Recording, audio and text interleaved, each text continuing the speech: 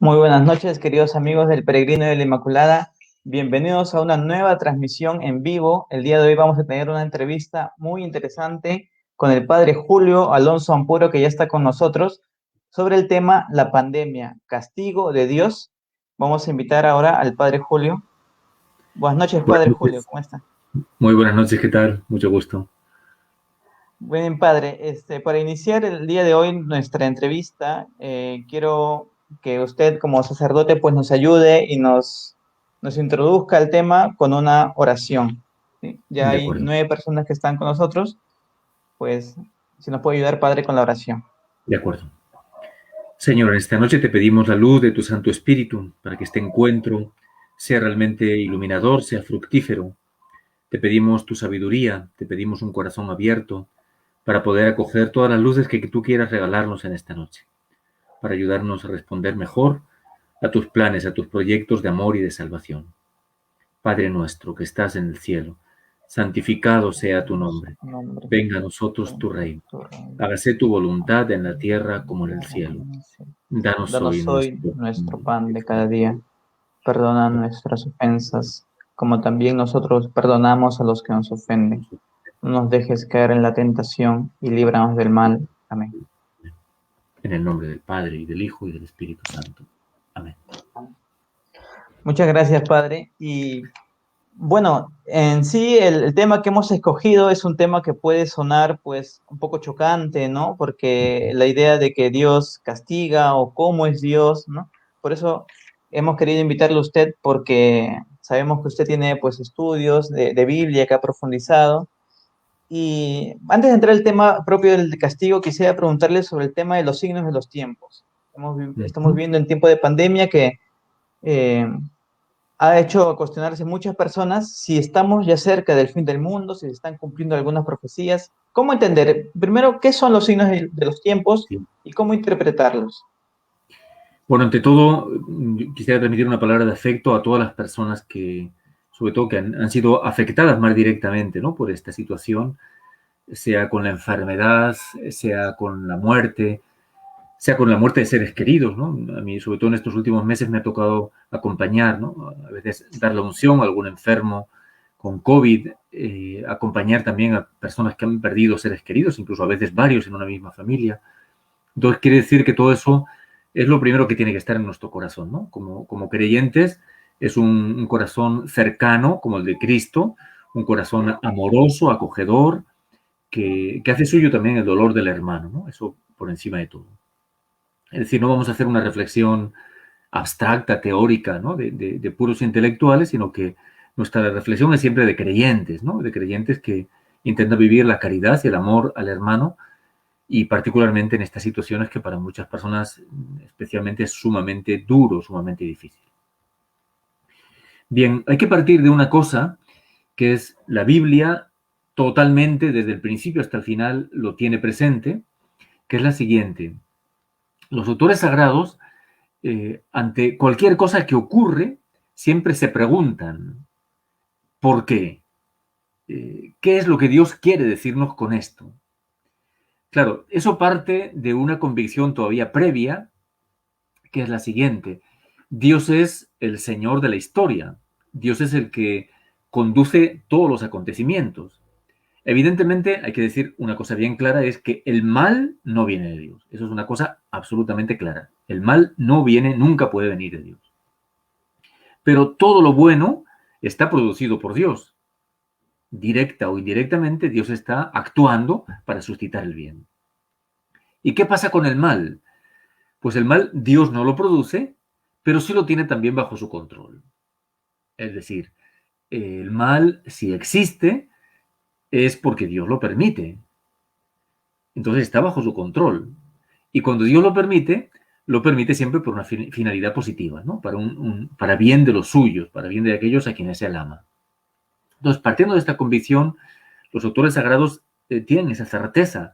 No pasa absolutamente nada sin que Dios lo permita. Si es lluvia, si es sequía, si es enfermedad, si es sanación, si es muerte, si es vida, absolutamente todo está controlado y regido por Dios.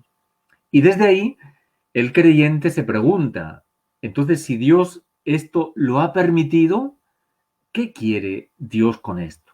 Pongamos un ejemplo muy concreto. El pueblo de Israel en un momento dado son invadidos por los babilonios que destruyen Jerusalén, destruyen el templo de Jerusalén, que era santo para los judíos, expulsan al rey, se quedan por tanto sin templo, sin rey, expulsan a todos los más importantes del pueblo, el pueblo va al destierro, y ahí surge un interrogante. O sea, ¿por qué Dios ha permitido esto? Los autores sagrados hacen una reflexión a la luz de la fe y concluyen, Dios ha permitido esto por nuestros pecados. Son nuestros pecados que se han ido acumulando por generaciones los que nos han llevado a este desastre. Pero el hombre bíblico es siempre un hombre creyente. No piensa nunca en que las cosas son asépticas, indiferentes, casuales. ¿No? Siempre sabe que todo viene de Dios porque lo ha promovido positivamente o bien al menos lo ha permitido. Entonces, desde ahí es como nosotros hablamos de los signos de los tiempos. La palabra signo de los tiempos tiene su fundamento en un texto del Evangelio de San Lucas, capítulo 12, versículo 54 en adelante, donde Jesús dice a la gente, cuando ven una nube que se levanta en el occidente, al momento dicen va a llover, y así sucede. Y cuando sopla el viento sur, dicen viene bochorno, y así sucede. Hipócritas, si saben explorar el aspecto de la tierra y del cielo, ¿cómo no exploran pues este tiempo presente? Entonces, de ahí viene la palabra, el nombre de signo de los tiempos, que sobre todo a partir del Concilio Vaticano II se ha utilizado mucho. El Evangelio habla de los signos atmosféricos, ¿no? Interpretamos si sopla el viento va a hacer calor, si viene el otro viento va a llover. Desde los signos atmosféricos, interpretar lo que está sucediendo en nuestro mundo, en nuestra historia, en nuestra vida. Digo que el Concilio Vaticano consagró esta expresión que utilizó y ha quedado desde entonces muy utilizada. Después algún papa lo ha matizado, no tanto signos de los tiempos, sino signos de Dios en los tiempos. Quizás es una expresión más precisa todavía. En cualquier caso, lo que se trata es lo siguiente. Signos de los tiempos es no solamente ver lo que está ocurriendo, o sea, nosotros constatamos que está ocurriendo esto, hay una pandemia, están muriendo miles de personas, otros muchos están angustiados ante la enfermedad, otros están de hecho enfermos, otros muchos sufren por la pérdida de seres queridos, es decir, constatamos unos hechos que han ocurrido, de los cuales no hacemos solamente, no hacemos ni siquiera principalmente un análisis político, sociológico, sanitario. El creyente hace un análisis de esos hechos a la luz de la fe. Es decir, con estos hechos Dios me está hablando. ¿Qué me está diciendo? Esto es lo que queremos decir con signos de los tiempos. Dios, ¿qué me está diciendo? ¿Qué nos está diciendo? Pero también una cosa interesante que es la siguiente.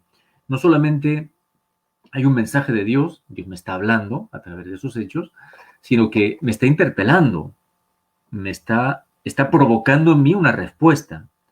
A ver, un ejemplo podríamos poner montones de ejemplos de los santos sobre todo, pero me viene ahora, por ejemplo, de una Santa Juana Jugán, que fue iniciadora de las Hermanitas de los Ancianos Desamparados.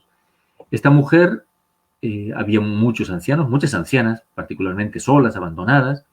Un día ella encuentra una ancianita abandonada, la lleva a su casa. Como no tenía más que una cama, la suya, pues ella se va a dormir al piso y pone a la anciana en su cama. A los pocos días aparece una segunda y una tercera y así va acogiendo cada vez más ancianas. Algunas otras jóvenes se unen a ella para apoyarla y finalmente termina formándose una congregación. Es decir, Juana Jugán, ante ese hecho de una anciana o de varias ancianas solas, abandonadas, no simplemente constata lo que está pasando, sino lo lee, lo interpreta y descubre una interpelación de Dios. O sea, Dios me está llamando a yo responder a este hecho. Es un desafío, es un reto de Dios que me está diciendo, ¿y tú no puedes hacer algo? Entonces, cuando hablamos de los signos de los tiempos, no vamos a interpretaciones teóricas, abstractas, vamos a una palabra que Dios nos dirige a través de los acontecimientos que provoca en mí, o debe provocar, una respuesta personal.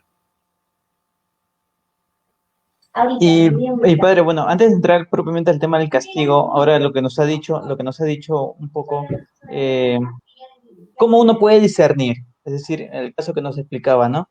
Ella interpreta que Dios le está pidiendo algo por todo eso que está sucediendo, pero ¿qué criterios uno puede usar para decir, a ver, Dios me está hablando o qué me está diciendo? ¿Cómo encontrar esa respuesta, ¿no? Porque a veces uno piensa, pues, o espera que Dios le hable directamente, por, no sé, como si Dios se nos presentara en sueños o nos llamara por teléfono, ¿no? Sería Sí, sí. muy fácil así, ¿o no? ¿Cómo Sí, podemos claro. saber si es que Dios nos está pidiendo algo específico? A ver, el criterio de interpretación siempre es el Evangelio, ¿no? Es decir, hay que interpretar los hechos a la luz de la fe. Eso supone reflexión. El ejemplo que ponía antes de la caída de Jerusalén, la destrucción de Jerusalén, del templo, etcétera, significa que el pueblo de Israel y particularmente digamos, los jefes religiosos o las personas inspiradas han hecho una reflexión. Esto ha ocurrido y se han preguntado, a la luz de la fe, ¿qué nos está queriendo decir el Señor con esto? ¿No? Entonces también nosotros, en este caso concreto de la pandemia, etcétera, que estamos viviendo, indudablemente que tenemos que preguntarnos, tenemos que cuestionarnos. Y la clave es siempre hacer una reflexión a la luz del Evangelio. Es decir, no es algo subjetivo. Claro, podemos equivocarnos, sí podemos equivocarnos, pero cuanto más familiarizados estemos con el Evangelio, con los criterios del Evangelio, mucho más capaces somos de dar una respuesta precisa, ¿no? Una respuesta acertada, correcta, ¿no? Entonces, voy a poner otro ejemplo. En el tiempo que vivimos, sí, en general esta etapa, estos últimos tiempos que vivimos, están caracterizados cada vez más por una sociedad que ahora con la pandemia está cambiando, ¿no? Pero se busca una sociedad opulenta, rica, una sociedad del bienestar, sociedad del consumo. Eso es lo que ocurre. Entonces, el creyente hace una lectura de eso que está ocurriendo. Entonces, si eso es lo que está ocurriendo, ¿qué me dice a mí? Yo tengo que ser también como ellos, tengo que fomentar el consumo, el bienestar, etcétera.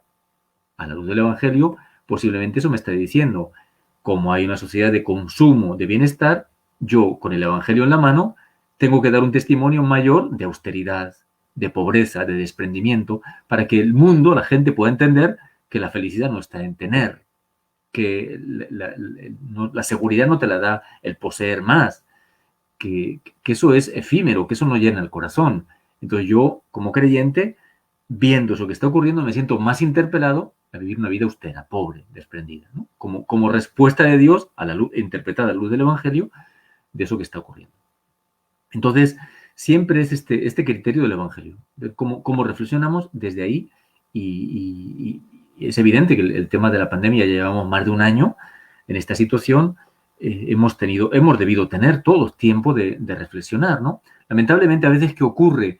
Que nos dejamos bombardear solo por los datos, ¿no? Los hechos y las noticias, y claro, eso no da posibilidad de hacer una reflexión serena y en profundidad.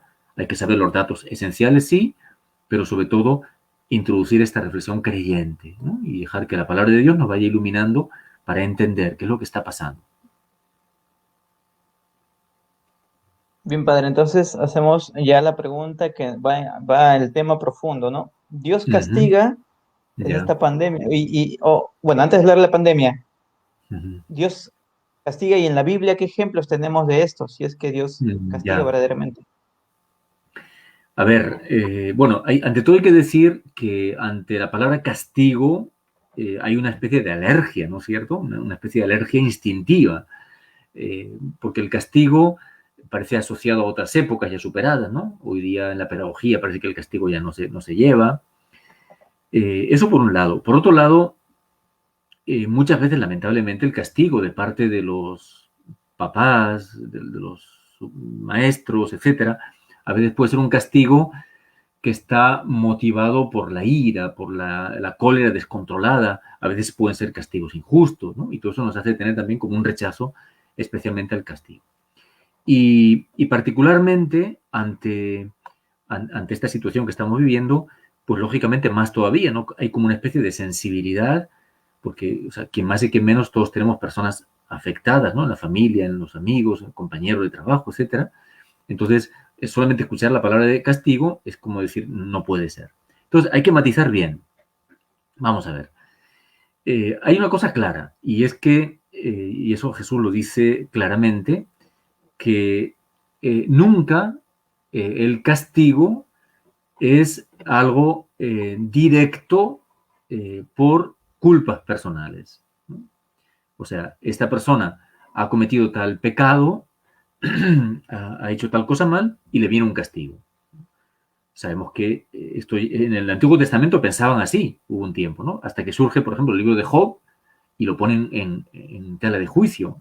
Job, ¿quién es? Es un hombre justo, un hombre inocente, un hombre bueno, santo, y le vienen todos los males. Entonces, viene a tumbar esa tesis. No es verdad que al justo le va bien y al malo le va mal, porque hay justos, hay personas buenas que las cosas le salen mal, y hay cosas malas que parece que todo les sale bien. Entonces, hay que sacar de la cabeza esa especie de castigo que, curiosamente, mucha gente tiene todavía hoy, ¿no? A veces hay personas que enferman y ¿qué le habré hecho yo a Dios? ¿Por qué me está castigando? Hay mucho esa idea todavía, ¿no? De que Dios, ante una cosa negativa que me sucede, es que Dios me está castigando. Entonces, no hay una relación directa entre el castigo, perdón, el sufrimiento que uno tiene, del tipo que sea, enfermedad, crisis económica o lo que sea, y un pecado personal. Eso Jesús lo expresa muy claramente en el capítulo 9 de San Juan, cuando el ciego de nacimiento, que le preguntan directamente, según esa idea que era muy propia del pueblo judío, maestro, para que naciera ciego, ¿quién pecó, este o sus padres? Si ha nacido ciego, alguien ha pecado, ¿no? Según esa lógica, hay un castigo, digamos, la ceguera, alguien tiene la culpa. Y Jesús dice, ni pecó él ni sus padres. Es para que se manifiesten en él las obras de Dios. Entonces, esa primera idea tenemos que sacarla de la cabeza. Ahora, tampoco podemos decir, como es la idea más corriente, que así dicho sin más, que Dios no castiga, eso no es verdad. No es verdad, que es una idea muy extendida, no es verdad. Repito, hay que corregir esa idea de castigo que tenemos muchas veces, que no es adecuada. Si quiere, quizás para hablar, para que no choque tanto, a veces más que castigo podemos utilizar la palabra corrección, ¿no? Dios nos corrige. Voy, por ejemplo, a este texto de la carta a los Hebreos. Podríamos citar otros también por ejemplo, de Proverbios, pero me parece que nos basta este de Hebreos, que además tiene la ventaja de ser del Nuevo Testamento, ¿no? Dice la carta a los Hebreos estas palabras. Capítulo 12 de Hebreos, versículos 5 en adelante. Habéis echado en olvido la exhortación que como a hijos se os dirige. Hijo mío, no menosprecies la corrección del Señor, ni te desanimes al ser reprendido por él. Pues a quien ama el Señor le corrige. A quien ama le corrige. O sea, no es una especie de castigo fastidioso para hacer daño, sino es fruto del amor, expresión del amor. A quien ama el Señor le corrige. Y azota a todos sus hijos, a todos los hijos que acoge. Sufrís para corrección vuestra. Como a hijos os trata Dios. ¿Qué hijo hay a quien su padre no corrige? Mas si quedáis sin corrección, cosa que todos reciben, señal de que sois bastardos y no hijos. Además, teníamos a nuestros padres según la carne que nos corregían y los respetábamos. ¿No nos someteremos mejor al Padre de los Espíritus para vivir? Eso que ellos no nos corregían según sus luces y para poco tiempo, mas Él para provecho nuestro, en orden a hacernos partícipes de su santidad. Entonces Dios nos corrige para provecho nuestro, para sacarnos de nuestros pecados y para hacernos partícipes de su santidad. En ese sentido podemos decir, la situación de pandemia que estamos viviendo es un castigo de Dios, si lo entendemos como la gente entiende, para aplastarnos, para humillarnos, para destruirnos, evidentemente no. Si lo entendemos como lo entiende la Escritura, como una corrección de Dios, es decir, un toque de atención, una invitación a la conversión, una invitación a no poner el corazón en cosas vanas, a dar lo mejor de nosotros mismos, a vivir para lo eterno, en ese sentido, sí. Bien, padre, entonces podríamos cambiar, digamos, esa palabra para mejor comprensión de la gente, no castigo, sino corrección, ¿no? Posiblemente. Y dentro de la Biblia, sin embargo, hemos visto, ¿no? Por ejemplo, en las plagas de Egipto, que Dios endurece el corazón del faraón. ¿Cómo entendemos esto de que Dios endurece el corazón del faraón? Ya. O en el diluvio, que también parece una especie de castigo, que, a ver, es una idea muy común, ¿no? Que se dice que el Dios del Antiguo Testamento pues era malo y el Dios del Nuevo Testamento es bueno, ¿no? Pero ¿cómo comprender esto Ya. en el tema de la misericordia de Dios? Y antes de que nos responda, un momento quiero invitar a todos aquellos que nos están viendo en este momento que compartan el video, que se den unos segundos para compartir este video, para que llegue a más personas y que también nos dejen en los comentarios las preguntas que deseen hacerle al Padre Julio. Padre. Perfecto. Vamos a ver, justamente he querido citar este texto que es del Nuevo Testamento, ¿no? Para ver cómo el Nuevo Testamento habla de esa corrección de Dios. Ahora, bueno, lo que has dicho, que es verdad que está en mucha gente, yo lo he oído miles de veces, eso es una herejía, así tal cual es una herejía. Decir que el Dios del Antiguo Testamento es el Dios castigador, el Dios malo, y el Dios del Nuevo Testamento es el Dios bondadoso, misericordioso, es una falsedad, no es así, ¿no? El Antiguo Testamento es tan palabra de Dios como el Nuevo, si bien es cierto que contiene algunas cosas imperfectas, que alcanzan su plenitud en Cristo, pero es totalmente palabra de Dios. Entonces, y esa idea es equivocada. Por ejemplo, la lectura de hoy que hemos hecho en la misa de hoy del Éxodo, decía, Dios castiga hasta la tercera y cuarta generación, pero es misericordioso hasta la 1000ª generación. Ese es el Antiguo Testamento. La misericordia de Dios se multiplica de una manera increíble respecto del castigo. Ahora, vamos a esos textos que dices del diluvio, ¿no? El diluvio, las plagas, Sodoma y Gomorra. Bueno, cada uno tiene su cosa propia. En el caso del diluvio, es interesante porque cuando nos lo presenta el libro del Génesis, habla claramente de que la maldad ha ido como inundando toda la tierra. Así leemos en Génesis capítulo 6. Dice, viendo Yahvé que la maldad del hombre cundía en la tierra y que todos los pensamientos que ideaba su corazón eran puro mal de continuo, le pesó a Yahvé de haber hecho al hombre en la tierra y se indignó en su corazón. Bien, y después repite más adelante, ¿no? Esa maldad, el mal de los hombres, hasta en los niños, dice, ya nacen con puro mal, etc. Bien, hay que entender esos textos, por ejemplo, este del diluvio, como un juicio de Dios. O sea, si algo queda claro en la Biblia, es que Dios no es indiferente ante el mal. O sea, Dios no es aséptico, ¿no? No es amorfo, no es apático. Dios es un Dios vivo que visceralmente rechaza el mal. Hemos tenido justamente también en el Evangelio del domingo de hoy la escena de Jesús con el látigo, ¿no? Y estamos en el Nuevo Testamento y es el mismo Jesús, Jesús sacando el látigo. Es decir, Dios reacciona contra el mal. Dios, y dice que cuando vieron esta actitud de Jesús, los discípulos recordaron aquella frase de la Escritura del Antiguo Testamento, el celo de tu casa me devora. Entonces Jesús se enciende frente al mal, el templo que está siendo maltratado, que está siendo tratado como un mercado, la falta de respeto, la falta de reverencia, etc. Y Jesús reacciona con esa santa ira. Entonces, los juicios como el del diluvio están expresando esto, que Dios ante el mal no queda indiferente. Dios rechaza el mal. Dios siempre ama a los hombres, ama al hombre pecador y por eso le ofrece la oportunidad de salvarse, es misericordioso, le ofrece la oportunidad de cambiar y de convertirse, pero Dios rechaza el mal. Entonces, ese texto del diluvio hay que entenderlo en esta clave de juicio. Dios hace un juicio frente al mal y ese juicio o ese mal es rechazado, es condenado.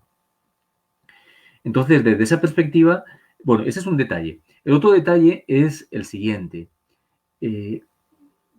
Esto hay que entenderlo también bien, pero aparece, por ejemplo, en muchos salmos, o en algunos salmos, dice esto, recaiga su mal sobre su cabeza. ¿Qué quiere decir? Que muchas veces no es que Dios intervenga castigando, así explícitamente como un acto de su cólera, sino que el mismo mal de los hombres conlleva la propia destrucción. Un ejemplo. El Imperio Romano quizás ha sido uno de los imperios que más ha durado, ¿no? Por siglos duró, pero en los últimos siglos ya estaba totalmente corrompido, estaba totalmente corrupto ese imperio. Entonces llegan las invasiones de los bárbaros y arrasan con el imperio. ¿Es que todas las invasiones de los bárbaros han sido un castigo de Dios? No, es que el imperio se ha destruido a sí mismo con su corrupción. O sea, ¿qué quiero decir con esto?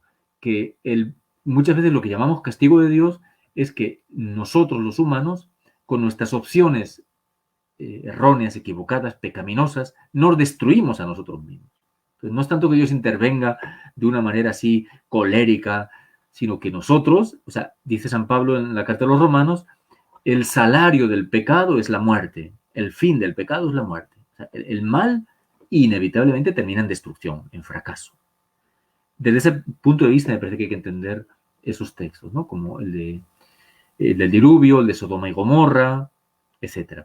Lo de las plagas es un poquito diferente, porque las plagas no se entienden como castigos, sino más bien como avisos, ¿no? Es el significado que tienen en todo el libro del Éxodo.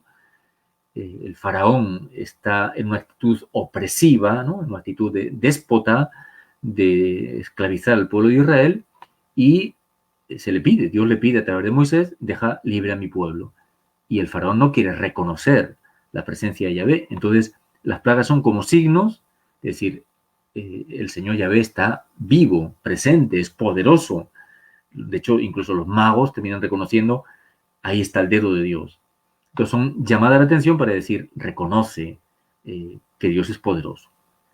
Y si no lo reconoces por las buenas, entonces al final vas a tener que hacerlo por las malas, inevitablemente, pero no repito, no porque Dios quiera destruir o dañar al hombre, sino porque el hombre que se pone frente a Dios y que se encierra en su pecado, termina autodestruyéndose. Bien, padre, entonces, bueno, nos dice entonces el castigo como corrección, dice aquí como juicio y como aviso, ¿no? Según lo que está explicando. Lo que estamos viviendo, la pandemia, ¿cómo lo interpretamos? ¿Como un juicio, como un aviso? ¿Cómo Ya. usted puede hacer esa interpretación? Bien, antes hemos dicho que no hay, o sea, Dios nunca causa el mal, eso es clarísimo, ¿no? Yo no estoy muy informado de esos detalles y tampoco se sabe mucho, creo, ¿no? Pero o sea, parece que ha sido producido artificialmente el virus, ¿no? No podemos decir es que Dios nos ha mandado aquí un virus que ha venido traído por unos ángeles, ¿no? Parece que ha sido la maldad humana la que lo ha causado, ¿no? Entonces, ahora, una vez que esta situación está ahí, sí que nosotros creyentes tenemos que hacer esa lectura que decíamos, ¿no? Tenemos que intentar interpretar qué es lo que Dios nos está diciendo con esto, porque indudablemente nos está hablando. Por ejemplo, una cosa que yo veo es la siguiente. Antes hacíamos mención a esa sociedad del bienestar, ¿no? Esa sociedad del consumo, que quizás aquí en Perú no se nota tanto, en Europa mucho más, o en otros lugares más, pero también aquí se está notando mucho, ¿no? Entonces, ¿qué ocurre? Era una sociedad que se estaba construyendo, o se está construyendo, sin referencia a Dios y sin referencia a la vida eterna. O sea, una sociedad del bienestar y del consumo solamente piensa en el aquí y ahora, gastar y consumir y ya, y nada más. Pero se olvida de la vida eterna. Se olvida, bueno, se olvida de la muerte primero y después de la vida eterna. Entonces, esto lo dijo, por ejemplo, el Papa, esta pandemia nos ha recordado cuán frágiles somos, porque el hombre actual, uno de sus pecados era el orgullo, ¿no? De pensar que ya estamos dominando todas las enfermedades y que podemos controlar todo y de repente nos hemos visto a nivel mundial con una enorme fragilidad. Eso es saludable, eso es saludable porque nos pone en humildad. O sea, reconocemos que no somos Dios y que por mucho que haya progresado la ciencia, la medicina, y ojalá que sigan progresando cada vez más, pero somos seres frágiles. Y en cualquier caso, que la muerte es un hecho que va a llegar sí o sí. La muerte es irreversible, es irrevocable. Todos tenemos esa fecha de vencimiento, esa fecha de caducidad. Y esto es una cosa que la cultura de nuestra sociedad occidental contemporánea intenta callar, ¿no? En la muerte no pensamos, de la muerte no se habla, la muerte se ha convertido en tabú y de repente nos encontramos que diariamente cientos, miles de personas están falleciendo y muchos de ellos cercanos y diariamente te enteras de tal persona, conocido, amigo que ha perdido sus padres, sus hermanos, sus hijos, etc. Entonces, nos está colocando frente a este hecho de la fragilidad de nuestra vida, de la caducidad de nuestra vida. Y eso es bueno, porque eso nos ayuda a vivir con sensatez. Porque aunque vivamos 70, 80, 90, 100 años, pero igual la vida va a pasar. Entonces, no es bueno pensar que estamos aquí indefinidamente. No, la muerte nos ayuda a pensar que estamos de paso. La Biblia nos lo repite constantemente, somos peregrinos, estamos de paso y que más bien tenemos que estar en este mundo para preparar el mundo venidero. Esa es una cosa que a mí me parece que nos está diciendo o Dios nos está hablando con fuerza.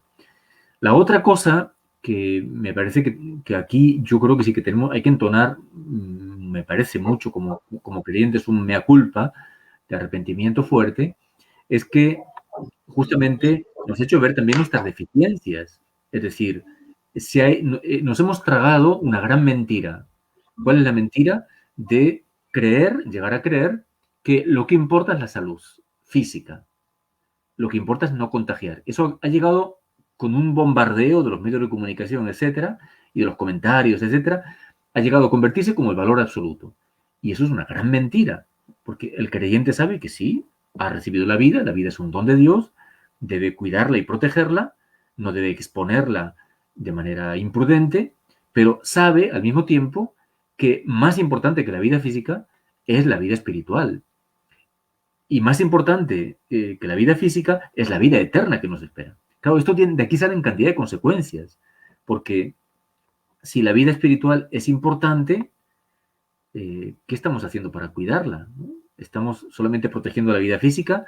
¿Qué estamos haciendo con el favorecer la oración, los sacramentos, etcétera, que es vital, ¿no?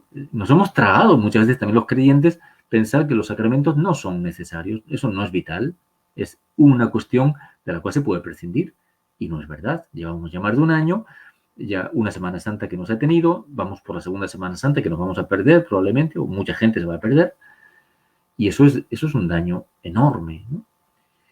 Y respecto del valor de la vida eterna, pues lo mismo. Lo triste, lo dramático, lo trágico, no es que mueran cientos, miles de personas, sino la gran pregunta para un creyente siempre es, ¿cómo muere? Yo como sacerdote he tenido la gracia de acompañar a muchas personas que han muerto en Dios y eso no es una mala noticia. Una persona que muere en el Señor es una alegría, o sea, te deja lleno, empezando por mis propios padres, ¿no? Que murieron con una paz enorme, entregados a Dios, pues eso te deja una enorme paz. O sea, la muerte no es una tragedia, no es un drama. Sabemos que la muerte va a llegar y que la muerte es un paso y lo decisivo es prepararnos para morir en Dios, para morir en Cristo. Entonces, estas cosas tenemos que recordárnoslas, porque si no, vivimos solamente del bombardeo de los noticieros, de los comentarios, del mundo, etcétera, y eso no es vivir según el Evangelio. Tenemos que aprender a reaccionar ante estos hechos que estamos viviendo como verdaderos creyentes. Padre, usted es pastor, usted es sacerdote.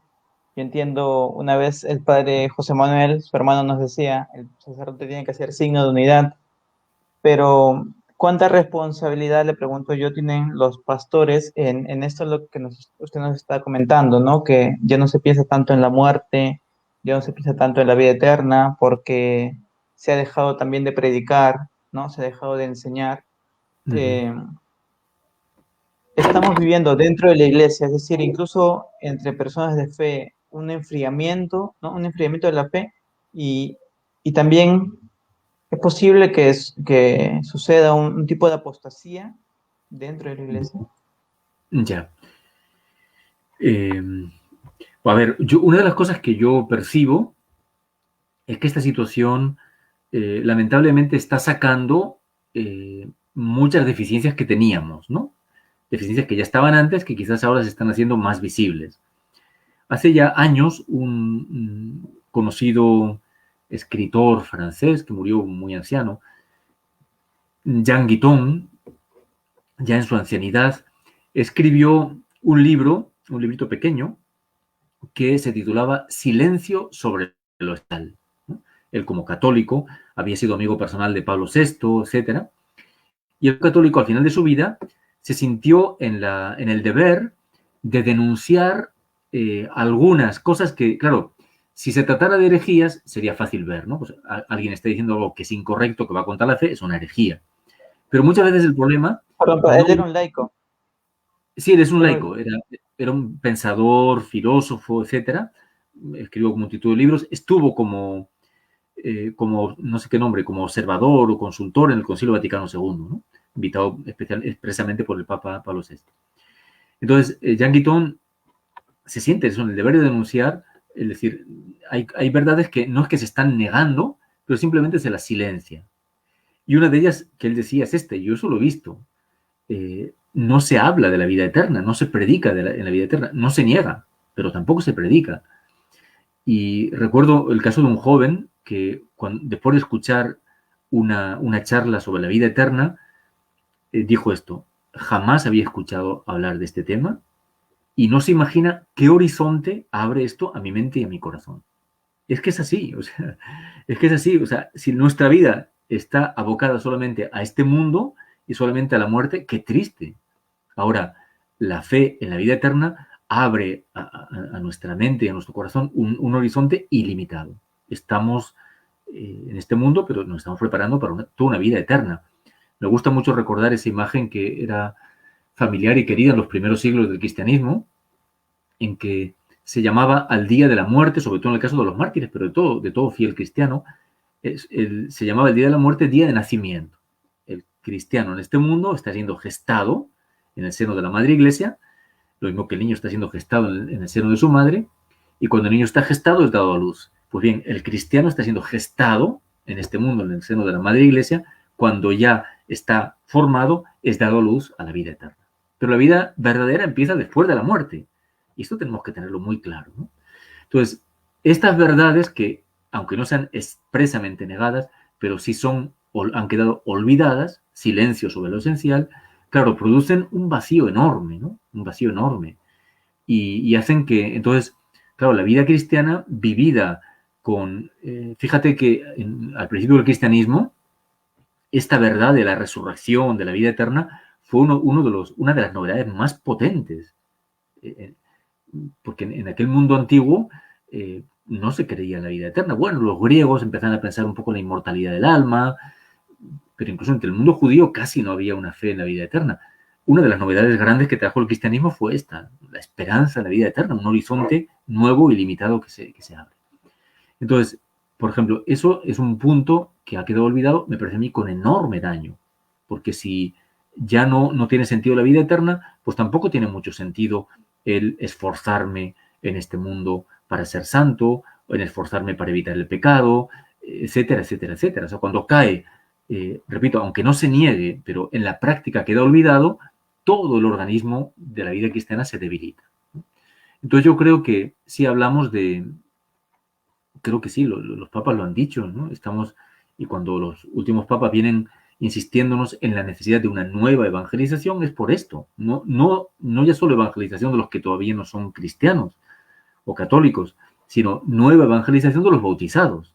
¿Por qué? Pues porque sí, bautizados estamos, pero la fe es tan débil, es tan pobre, es tan deficiente, que no se sostiene, ¿no? Entonces, desde ese punto de vista, sí me parece a mí que estamos en un notable enfriamiento de la fe, ¿no? Enfriamiento que quizás ha sido propiciado también mucho por esto que decíamos, la sociedad del consumo, del bienestar, que nos ha llevado a poner el corazón solamente en las cosas de aquí abajo.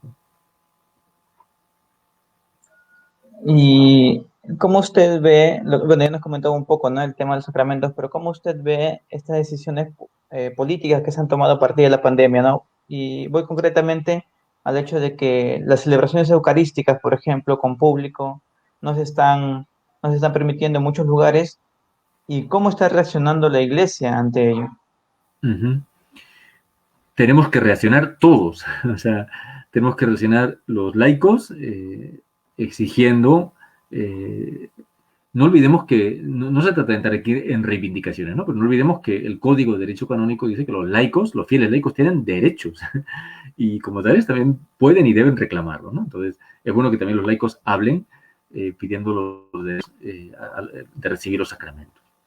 Entonces, tenemos que hablar todos, ¿no? Los laicos, presbíteros, los pastores, que son los obispos, frente a unas decisiones de los gobiernos, digo de los gobiernos porque no solamente el Perú, es una cosa un poco general en la mayor parte de los países, que se están extralimitando en sus funciones y que están tratando injustamente a la iglesia, ¿no? A las iglesias, están tratando injustamente en el sentido de que otras actividades se consideran importantes, necesarias, valiosas y se les da mucha más facilidad, mientras que las actividades religiosas se consideran que son inútiles o no son necesarias y por tanto no tienen sentido. ¿No? Entonces tenemos que, o sea, no podemos callar, o sea, yo creo que hay dos vías. Una, el ir actuando con normalidad, pues vivir la vida de la iglesia como es, como debe ser y como ha sido siempre, y aunque sea, digamos, un poco medio clandestina o medio catacumba, pero ya no quedarnos encogidos. Y a alguien, supongo que eso les corresponderá más a los pastores, a los obispos, tendrá también que reclamar, ¿no? Ante las autoridades gubernamentales esas limitaciones de libertad que no están en su derecho, ¿no? O sea, no están en su derecho de imponer. Las autoridades civiles pueden y deben exigirnos que tomemos todas las medidas de prudencia para evitar contagios, pero no pueden imponer unas medidas que son totalmente desproporcionadas, ¿no? Y que producen un daño incomparablemente mayor en la fe y en la vida cristiana de los creyentes del bien que intentan buscar, ¿no? Bien, padre. Entonces, hablando un poco ya de los signos de los tiempos, del Apocalipsis, ¿no? Que es un libro que presenta muchos signos y pues se ha corrido mucho una idea, ¿no? La idea, por ejemplo, de que uno de los signos del Apocalipsis, que es la marca de la bestia, se está Uh-huh. cumpliendo en la vacuna, ¿no? Que se quiere imponer, que parece que quiere ser obligatoria. Entonces le Uh-huh. hago la pregunta directamente, ¿no? ¿Es la Ya. vacuna la marca de la bestia? Bueno, a ver, eh, es una pregunta difícil de responder, bueno, difícil, yo diría imposible de responder, ¿no? Sé que hay muchos entendidos, médicos incluso, etcétera, que están alertando mucho poniendo muchas defensas. Yo tampoco, si soy sincero, no me he informado mucho del tema de las vacunas, que hay, que no hay. Sí que he escuchado alguna cosa de este tipo, ¿no? Algunas críticas, Pero, a ver, bueno, una cosita previa, porque has dicho antes esa mención de la apostasía, ¿no? En el capítulo 24 de San Mateo se habla de el enfriamiento de la caridad, ¿no? Habla como uno de los signos del final. Y también es cierto, ¿no? Que hay un endurecimiento, ¿no? Un endurecimiento de los corazones. Estamos viendo tantas cosas tan, no sé, tan increíbles, ¿no? Los precios desorbitados a que se vende el oxígeno o las medicinas y tantas otras situaciones de dureza, ¿no? Ya no de que falte una gran caridad, sino que es que hay una insensibilidad y una inhumanidad, pero verdaderamente terrible. Entonces, bueno, es verdad que eso sí se ha dado en muchas épocas, ¿no? El hombre, en cuanto que se aleja de Dios, se debilita, se empobrece, se deshumaniza, indudablemente. Pero ese es un hecho que se está dando.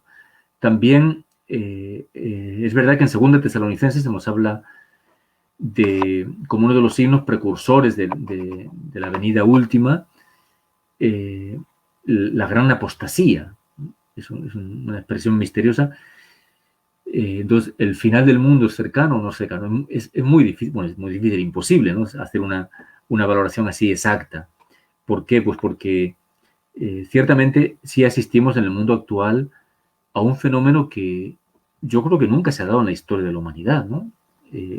Tanta indiferencia religiosa, tanto ateísmo tan generalizado, creo que nunca se ha dado así de una manera tan amplia. ¿Puede ser eso el inicio de esa gran apostasía? Puede ser. Los textos hablan de que antes del final habrá eso como un enfriamiento de la caridad, una gran apostasía y finalmente Cristo aparecerá. Y también hablan los textos de una gran tribulación para los creyentes, ¿no? Una persecución o tribulación especialmente intensa. Esos son datos que están ahí en la Escritura y que no podemos obviar. Bueno, en cuanto al Apocalipsis, a ver, así, aunque sea brevemente, 2 palabritas. Bueno, el Apocalipsis es un libro de esperanza, enormemente de esperanza. El libro del Apocalipsis está escrito a finales del siglo I, cuando ya han surgido las primeras persecuciones, los primeros mártires, la persecución de Domiciano, hay mártires. Entonces, el libro del Apocalipsis viene a transmitir la esperanza. Los mártires han sido asesinados, pero Cristo ha vencido. No está siendo vencido Cristo a pesar de la persecución. E incluso los mártires son vencedores. Ese es el mensaje así en resumen del Apocalipsis. Entonces, desde ahí tenemos que saber interpretar también nuestros tiempos. Los signos negativos que acabo de mencionar, por ejemplo, de incredulidad, de indiferencia religiosa, de enfriamiento de la caridad, de apostasía que venga, etc. Todos esos signos son signos que hemos de leer siempre desde la certeza de que Cristo ha vencido, de que el mal, mucha gente se siente desanimada, ¿no? Hay tanto mal en el mundo, hay tanta crueldad, pero el mal no tiene la última palabra. Cristo ha vencido al mal. Cristo ha vencido y su victoria es también para nosotros. Y la victoria al final será total, irrevocable, definitiva. Esa es la certeza que el libro del Apocalipsis nos transmite. Ahora, desde ahí, podemos decir esta pregunta que tú hacías de la marca de la bestia, ¿no? Es un texto que vale la pena leer. Bueno, el Apocalipsis se puede decir que, digamos, ofrece como unos esquemas para interpretar justamente lo que decíamos antes, ¿no? La historia, los acontecimientos, etcétera, que nos dan toda una serie de luces para ver cómo interpretar esos hechos y cómo tal se puede aplicar o se puede realizar en diferentes épocas de la historia de la humanidad, ¿no? Dice, o sea, por ejemplo, siglo pasado, ¿no? Siglo XX, hemos tenido los grandes imperios, digamos, ateos e inhumanos, ¿no? Nazismo, comunismo, etc. Evidentemente, han sido sistemas que se han puesto han intentado ponerse en el lugar de Dios, que es lo que nos dice el Apocalipsis y los demás textos apocalípticos del Nuevo Testamento. Han intentado ponerse en el lugar de Dios. Han intentado, por consiguiente, dominar a los hombres e imponerles sus criterios y dominar también a los creyentes. Y en este sentido, lo que tú mencionabas de la marca de la fiera está en el capítulo 13 del Apocalipsis, versículo 16. Dice, bueno, se le concedió hacer que fueran exterminados cuantos no adoraran la imagen de la bestia. Y hace que todos, pequeños y grandes, ricos y pobres, libres y esclavos, se hagan una marca en la mano derecha o en la frente, y que nadie pueda comprar nada ni vender, sino el que lleve la marca con el nombre de la bestia o con la cifra de su nombre. Es decir, hay una pretensión de estos poderes que se erigen en lugar de Dios, no respetan a Dios y se intentan poner en su lugar y por tanto frente a él, de dominar todo y por tanto de dominar a los hombres, ¿no? Entonces, esta marca de la bestia, bueno, se puede interpretar aplicado a la vacuna, no sabría, sinceramente. Pero repito que esto es algo que ha ocurrido. Por ejemplo, en regímenes comunistas totalitarios, si tú no tenías el carnet del partido, eras hombre muerto, no podías tener acceso a los estudios, a la cultura, a veces ni siquiera a los alimentos, etc. ¿Qué quiere decir? Que son instrumentos para dominar y someter a los hombres según unos criterios o unas ideologías, ¿no? Que eso pueda ocurrir ahora, pues no me extrañaría nada, sinceramente. Tal como se ve, el mal parece que se está sacando la careta, ¿no? Como si en estos últimos tiempos estuviera dando la cara más abiertamente, ya no está ahí como ocultamente. De hecho, el otro texto que me parece que es muy importante también desde el punto de vista apocalíptico es la segunda carta a los tesalonicenses y habla precisamente eso de cómo ese misterio de la iniquidad actúa ocultamente hasta que llegará un momento en que dé la cara, actúe abiertamente y dice, en ese momento Cristo lo aniquilará simplemente con el soplo de su boca. Entonces, vemos que sí, en estos tiempos parece que el mal va dando la cara más abiertamente y se está defendiendo las posturas más inverosímiles de una manera incluso altanera, arrogante, etc. Bien, padre, ¿qué otros signos estamos viendo? ¿No? Ya estamos por terminar nuestra entrevista.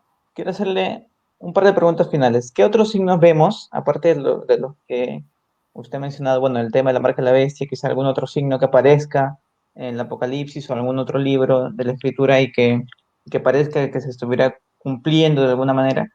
Y una última pregunta es que, bueno, Dios mediante, la próxima semana entrevistaremos al padre José Manuel sobre don José Rivera, ¿sí? A quien usted también ha conocido, ¿no? Ha Claro. conocido personalmente, ¿no?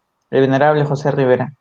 Uh-huh. Y luego la pregunta, ¿cómo usted se imagina que él habría reaccionado en este tiempo, ¿no? Viviendo este tiempo de pandemia, ¿no? ¿Qué hubiera hecho, ¿no? ¿Cómo habría sido de su forma de reaccionar ante esto?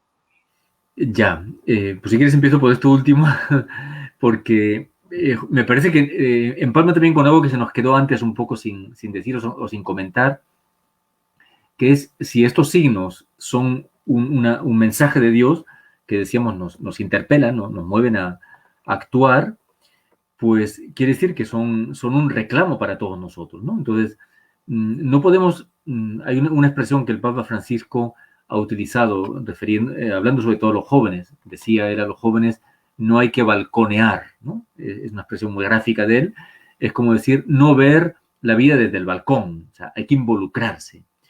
Creo que eso es especialmente aplicable en estos tiempos. Hay una pandemia y la pandemia es un nombre abstracto, pero pandemia significa que hay muchas personas que están sufriendo, muchas personas que están enfermas, muchas personas que le faltan medicamentos, que les falta oxígeno, muchas personas que están agonizando, muchas personas que han perdido seres queridos, etcétera, etcétera, etcétera. Entonces, cada uno de nosotros debe hacerse esta pregunta. ¿Yo qué puedo aportar? Sea en el plano material, habrá personas que puedan hacer un aporte más en el plano sanitario, etcétera. Habrá personas que puedan hacer un aporte más en el plano humano, de cercanía, de presencia. El Papa utilizaba hace poco, hablando del Día del Enfermo, una expresión muy bonita también. Dice él utilizaba hay que dar a los enfermos el bálsamo de la cercanía, ¿no? Muchas veces es la cercanía, o sea, nuestra presencia, nuestra cercanía es un consuelo. Y en este sentido sí que me parece diabólico lo que está ocurriendo, ¿no? Con esta pandemia, donde a los enfermos, ya de cierta gravedad, se les priva de los dos apoyos más importantes, que son, uno, el afecto, la cercanía de sus seres queridos, de su familia, porque mueren solos, y no se les permite acercarse a ellos, ni despedirse de ellos, ni reconciliarse, ni pedirse perdón mutuamente. Y dos, se le priva del apoyo espiritual, del consuelo de la fe, de los sacramentos, de la oración, de recibir el perdón de Dios antes de partir, etc. Eso me parece diabólico. Entonces, cada uno, digo, debemos sentirnos interpelados, ¿no? ¿Yo qué puedo aportar? Este vecino que se enfermó, puedo simplemente decir, pues me escondo en mi casa, no me vaya a contagiar a mí, o puedo decir, oye, puedo quizá apoyarles consiguiendo medicinas, consiguiendo oxígeno, o este enfermo que está pasándolo mal, o esta familia que han perdido a algún ser querido, puedo hacerme presente y no sé, consolarles, estar con ellos, escucharles, acogerles. En el plano espiritual lo mismo, podemos orar con ellos, podemos llevarles un mensaje de esperanza, etc. Creo que estas son maneras de las que Dios nos está llamando a cada uno de nosotros a responder. Creo que en esta línea habría respondido el venerable José Rivera, ¿no? Él no era un hombre de teorías ni de puras ideas, sino que era un hombre que sumamente coherente y sus convicciones de fe intentaba aterrizarlas siempre en la práctica, ¿no? Entonces, a veces cuando yo, por ejemplo, ¿no? Cuando alguien me han pedido por dar una opción, voy.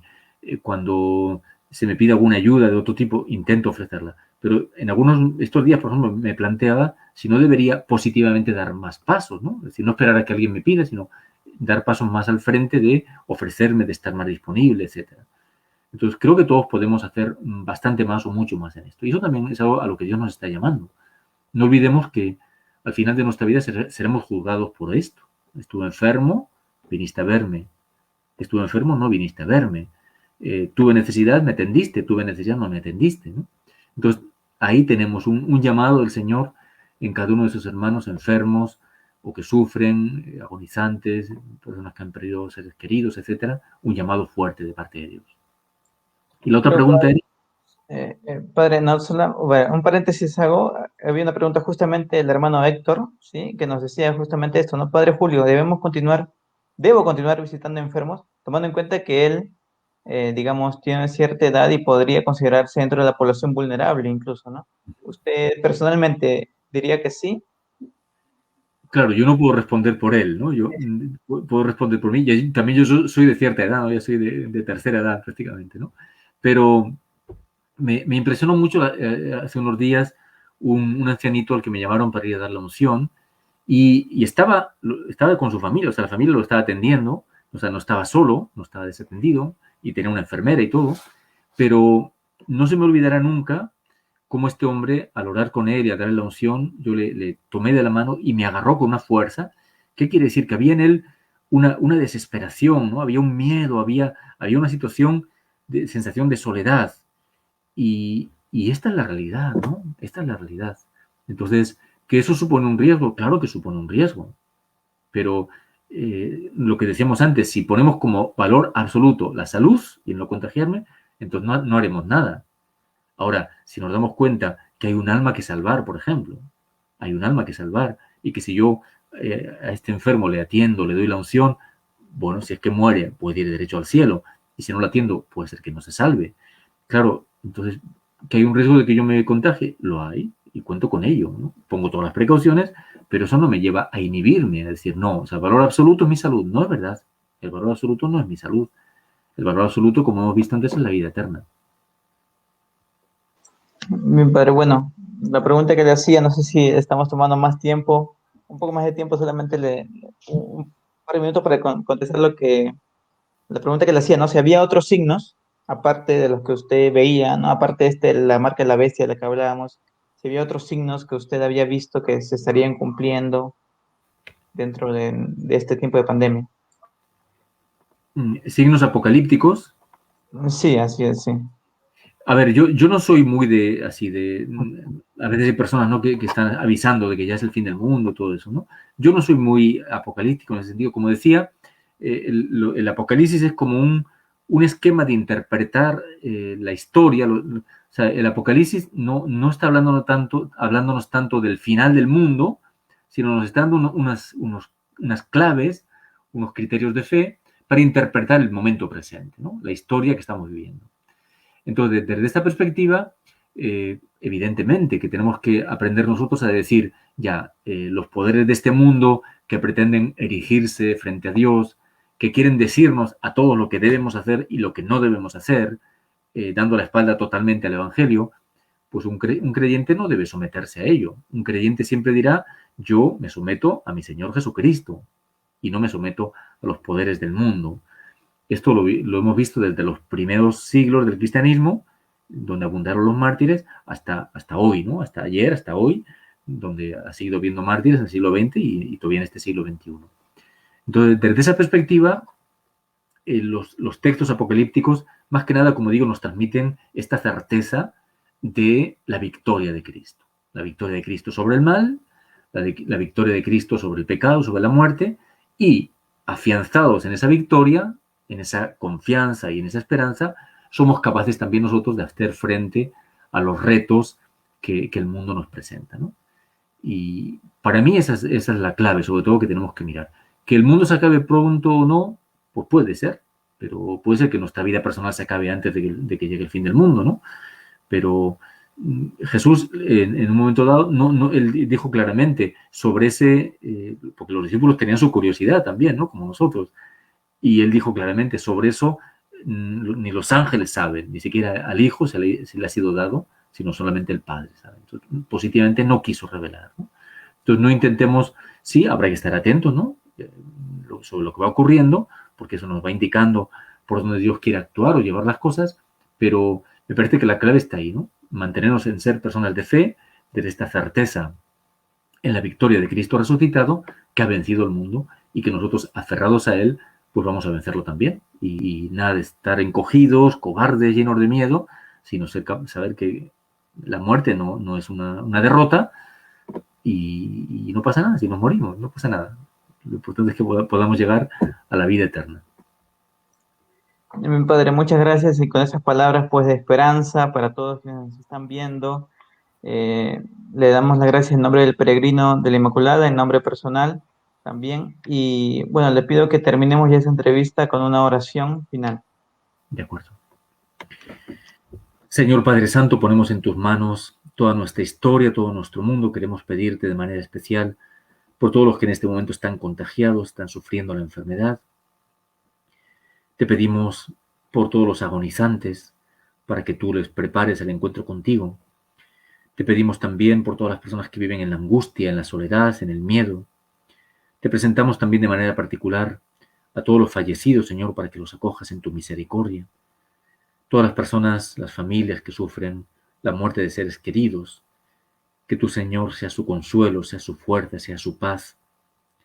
Lo ponemos todo en tus manos, Señor, para que tú nos guíes, nos des la sabiduría, nos llenes de caridad, de amor, de fortaleza frente a las dificultades y nos ayudes a responder a tu voluntad en estos tiempos que nos toca vivir.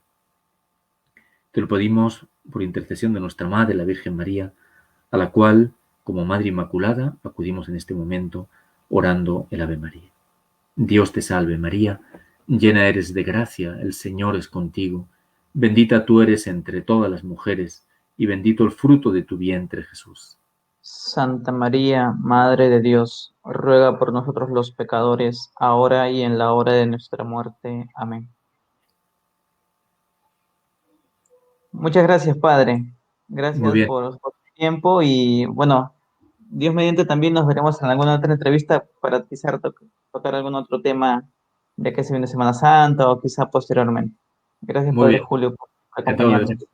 Saludos muy cordiales. Gracias, Padre. Bien, queridos amigos del Peregrino, muchas gracias por acompañarnos nuevamente en esta entrevista. Ya saben, compartan este video que va a ayudar a muchas personas seguramente a que lo vean para quitarnos muchas dudas, para aprender cada vez más y no se pierdan las próximas entrevistas. Vamos a programar pronto una entrevista con el padre José Manuel para hablar del venerable don José Rivera. Muchas gracias. Dios les bendiga.